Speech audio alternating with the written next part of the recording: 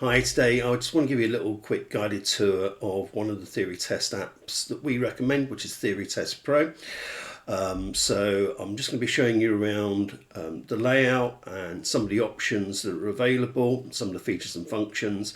Now, if you're using either Driving Test Success Anytime or the DVSA's own official Theory Test Kit app, both of which we recommend, then you will find very, very similar features and functionality within those. Of course, they are going to look a bit different. They'll have different colour schemes, different layouts. Some of the wording might be slightly different, but they all basically do the same thing. And they all have exactly the same question bank that you're going to be practicing, revising for. And they have very, very similar hazard perception clips as well. So whatever app that you're using, as long as it's one of those three, hopefully this little guided tour is going to be useful for you as well. Okay, so let's have a quick look how you get access to the app to begin with. So with Theory Test Pro, you just type that into your search bar on your browser, click on the first option here, and then it'll allow you to set up a free account. Okay, now it is only limited, I think, for 7 days. And you do have limited access to the features and functions, but it gets the account set up for you. That's the most important thing. So I'll just put some dummy information here, and then hopefully that'll take me through to the next screen. Okay, and then it sort of let us in, so to speak. Now, this is the screen that I really wanted to show you, because this is the really, really important one. Okay, so if you don't select the right option here, then you are just going to simply be revising for the wrong test. So here we've got an option to select our vehicle type, it says, but what that means is what type of theory test do you want to study for? Do you want to study for it as a learner driving a car? Do you want to study for it as a learner riding a motorbike? Do you want to study it as somebody who needs to pass a test for carrying passengers? Or are you needing to pass your LGV test? Or in our case, are you studying to be an approved driving instructor? So it's really, really important at this stage that you select the approved driving instructor option. And then what you'll see in the top right hand corner over here, as we'll look at in a bit more detail in a moment, it will confirm that we're studying for the correct test, because here at the moment it says you're studying for the car theory test, which isn't what we want. So we're going to click approved driving instructor. Okay, and now it's taken us through to our home page, and here if I hover over this icon, it confirms that we're studying for the ADI theory test, okay, which is what you want. And then it takes you into your dashboard, and let's have a look at things in a little bit more detail from there with an account that I've already set up that's got a little bit more information on than this example that I've just set up for you now. Okay, so let's hop over onto another screen and we'll have a look at that now. Okay, so let's just go through some of the things that we can see on the home screen. Of course, this is just a dummy account that I've set up, so it's showing me as being the instructor. Okay, obviously you all have your own details appearing here if you're setting up your own account. And then over on the left here, we can start practicing, and we can have a look at either multiple choice questions, hazard perception clips, or in this particular app, we can also get access to an online version of the highway code. Now, to be perfectly honest, that's not my favourite part of this app. I think it's a little bit clumsy and awkward to use. And when it comes to revising the highway code, even though it comes included as free within this particular app, if you like, or you're paying for it as part of the overall cost of the app, I would much prefer to spend a £5, get a hard copy version from WH Smith's or Amazon, something like that, because I find the paperback version far easier to use as a revision study aid than the online versions, whether it's an online version through Theory Test Pro or any other online version. As I say, I just find them a little bit clumsy and awkward to use, but it's just personal preference, and if you find them easy to use, then save yourself a £5 and just use what you have available through the app. If we then go down a little bit further, it shows me what my recent activity has been. Okay, so I was on the app yesterday and I've been on it a little bit today. And then over on the right here, we've got a couple of graphs that show how much practice I put in, and sort of gives me a quick snapshot view, if you like, of how I'm performing. Okay, so that's the dashboard, if you like. That's the home screen. So what I want to do now is have a click through on the multiple choice section and have a look at that in a little bit more detail. Okay, so let's have a click on the multiple choice question bank, and let's see where we go from there. Okay, so you can see it immediately takes you through to another screen where you get presented with a number of options. So we can practice all topics over on the left here, or we could take a mock test. Alternatively, we can have a look at the 4 individual bands that go to form up the question bank. So as you're aware, in the test for real, you'll get asked 100 questions in total, and there are 25 questions that are presented to you from each of these 4 bands. Now, because this is a revision and study aid, there are a lot more than 25 questions in each, as you can see by, hopefully on screen, the text that's in grey. So there are 316 questions in band 1, 266 questions in band 2, 132 questions in band 3 and 78 questions in band 4, all of which add up to 792 questions in total if you want to choose the all topics way of revision.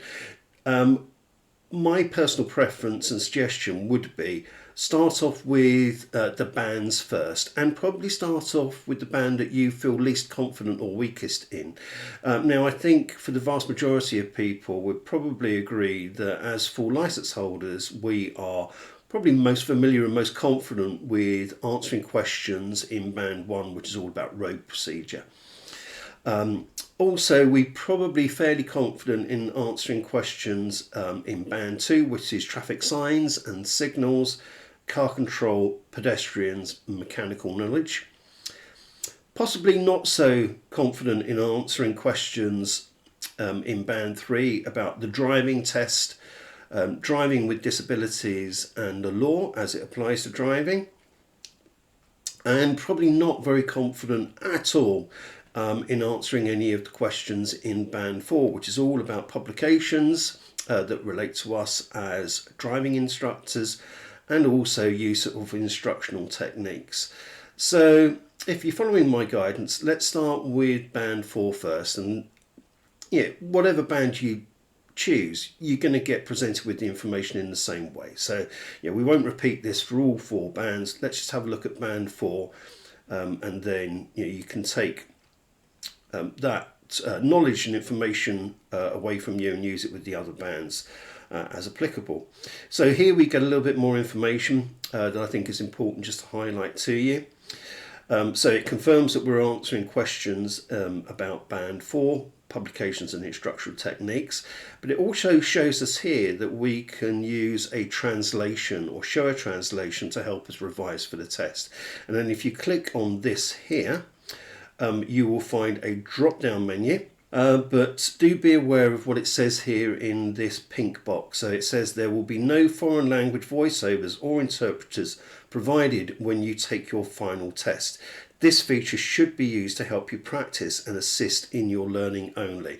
So do bear in mind that when you come to take the actual official test, your part 1 theory test, you're only going to be able to look at questions and answers presented to you in English. You're not going to get an interpretation on screen, and you can't take an interpreter in with you. But by all means, do use the language assistance if that's going to help. Okay, so let's uncheck that, and then let's begin a test and have a look at how the questions and answers are presented to you. And what you can do with those. But just before I do that, I'm just going to move myself up on the screen a little bit so I don't block any of the important information that you're going to need to look at. Okay, so get my ugly mug out of the way. Okay, so let's begin a test. and see what happens next. So here we have a question. It's presented in random from the questions that are included within Band 4. So on this occasion, it's given me question 1 is, which expense is likely to increase as a result of being convicted of driving while unfit through drink or drugs? Okay, is it going to be the vehicle tax, the vehicle test certificate, your insurance premium, or the driving license? Now, hopefully, we all know by using a bit of common sense that it's going to be the insurance premium, so we can confidently check that box or click on it. It'll turn from blue to green, and then if we wanted, we could check out the answer. However, on some of the questions, we may not be so confident in answering them. And what I would strongly suggest is, unless you're 100% sure that you know what the answer is going to be, then click here where it shows you a little tab, if you like, that says show knowledge and understanding. So when you click on that, it's going to bring up additional information that's going to help you to revise, study and learn. So on this occasion, it says insurance companies are likely to charge a higher premium for people who have been convicted of driving while unfit through drink or drugs. This is because they've shown that they are a risk to others on the road. So again, by reading that information and then looking at the various options that we got presented with, it's pretty straightforward for us to work out that we were correct in our thinking and that insurance premium is going to be the correct answer. But let's just double check that anyway. So if we go down to the bottom here and click check answer, here it shows us we got the answer correct, and again it repeats the information that you got when you clicked on show knowledge and understanding. And of course you then just sort of rinse and repeat right the way through the rest of the question bank. Now, because you are just practicing in an individual topic, as soon as you quit the practice, it's going to save any answers that you got correct or incorrect. And as you progress through your practice sessions, which can be as long or as short as you like, then what you'll be able to do is focus in more and more and more on the questions that you are getting wrong, and start to ignore the questions that you are continuously getting right. Because if you continuously getting them right, that's really good evidence that you know your stuff, that your knowledge is good, and any new knowledge that you've gained has sunk in, it's stuck, it's made sense, and it's almost certain that you're going to retain that and use it when it comes down to sitting your actual Part 1 test. Okay, so we can quit practice now. In this particular app, it gives you a summary of any questions that you've answered in that particular study session. So here it's just like a scroll down list. There's a little key at the top here that explains the marking system, and here it confirms that we answered one question and we got it correct. Okay, so another way to practice for the multiple choice part of the test is to just simply go to all topics. What I would highlight to you though is if you go to all topics straight away before delving into these individual bands first, then what you're going to find is you're going to be presented with a random selection of questions from each of the bands. So as we've looked at previously, there are 792 questions in total included within the question bank that forms part of this app. And as soon as you click on all topics, it's just going to present questions to you randomly. So you can't control whether you're answering questions from band 1, band 2, band 3 or band 4. Now, of course, then what that means is if you want to focus most of your study time, revision and practice on a particular band because you feel that's the one that you're weakest in, then going to all topics isn't necessarily going to be the most helpful way of you doing it, because you won't necessarily be presented with that many questions in that band that you feel you need to work hardest at. I hope that makes sense. Okay, but let's have a look at all topics anyway. It's very similar to the individual bands in the way that it works. So again, you can show translation for the test. So we could click that little circle there. We get the drop down list as previous. But again, it gives us this warning that we can't do that for real on the day itself. So let's uncheck that and let's click begin the test. And again, you're going to get presented with a question, and in this case 4 possible answers. So question 1 is, there are no speed limit signs on the road. What would suggest a 30-mile-an-hour speed limit? Okay, so would it be hazard warning lines? Would it be pedestrian islands? Would it be double or single yellow lines? Or would it be street lighting? Okay, now this is one that you might not be 100% confident in answering without looking at additional information. So again, when you're studying all topics, you do have the option to click Show Knowledge and Understanding. And there it says, there's usually a 30-mile-an-hour speed limit where street lights are less than 185 metres or 600 feet apart. So if we go back to the potential answers, there's no mention in the information below about hazard warning lines, nor is there any information about pedestrian islands, nor is there any mention of anything to do with double or single yellow lines. But it clearly mentions street lighting, so we can be confident that that's going to be the correct answer. Okay, and again, let's double check that we've got that correct, and indeed we have. As we can see over on the left, we've got that correct. So again, you just rinse and repeat the same process. Again, you can study for as many or as few questions as you like in each individual study session. You don't have to work your way through all 792 in one go, and I would suggest you probably wouldn't want to do that anyway. So let's quit out of that practice. Again, it's going to save your answers and your scores, and again you get that summary on screen. So let's go back to topics.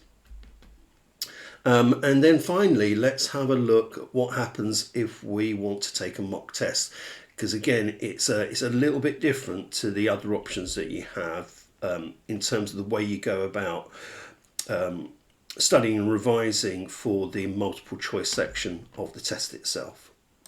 It's very similar to what we've already looked at, but there are some differences that I just want to highlight to you. Okay. So here we can see if we click on a mock test, we're going to get presented with 100 questions in 90 minutes. Okay, and that's the first difference that I want to highlight to you. Okay, so again, it confirms there are 100 questions and they must be completed in 90 minutes. Now, the difference when you take a mock test, even though you can show the translation for the test, which I would advise you not to do, because you don't want to potentially get a false reading. You want it to be as close as possible to the real thing. So I would strongly advise you, just when you're doing any mock test, just take them in English, because that's what it's going to be on the day. You don't get the option to select any other language. It will only be shown to you in English.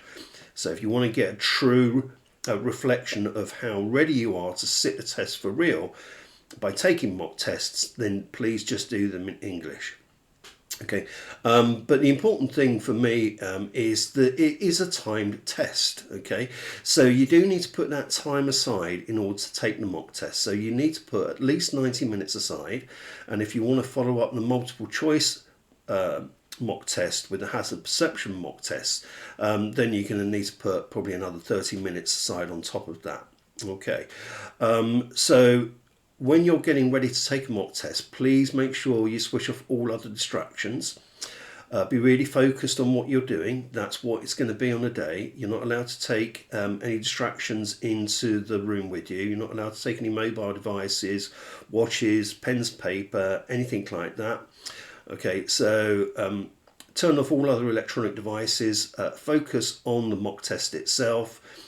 Turn off any social media, and please mention to anybody else that might be in the house when you're going to take a mock test that that's what you're doing, so hopefully they leave you alone until you've completed it. Okay, again, it's just important to get a true reflection really of where you are in terms of your preparation for your part 1 test, because you do want to be passing on the first attempt. And if you don't make the mock test as realistic as possible, then as I said, you could be getting a false reading. And also, if you're not able to complete the mock test and you have to exit to deal with something else, then unfortunately it's not going to save your results. So it'd be a bit of a wasted effort for you on your part. So let's begin the test, and then let's have a look at one other key difference that I need to highlight to you. Okay, so here we've got confirmed that this is question 1 out of 100. Up here in the top right hand corner, we can see there's a little clock ticking away, ticking down, letting us know how much of the 1.5 hours we've got left to complete the test. We get the question itself and 4 potential answers, but what's missing is any option to show knowledge and understanding. Okay, so we can't unfortunately get any further insight other than what information is presented to us on screen. Okay, so you read the question, you read the potential answers, and you go with the one that you feel most confident in. Okay, however, if you are unsure of what the answer is, what I would suggest very strongly is you go down to the bottom right hand corner here and you click flag. Okay, now what flag is going to do is it's automatically going to take you through to the next question.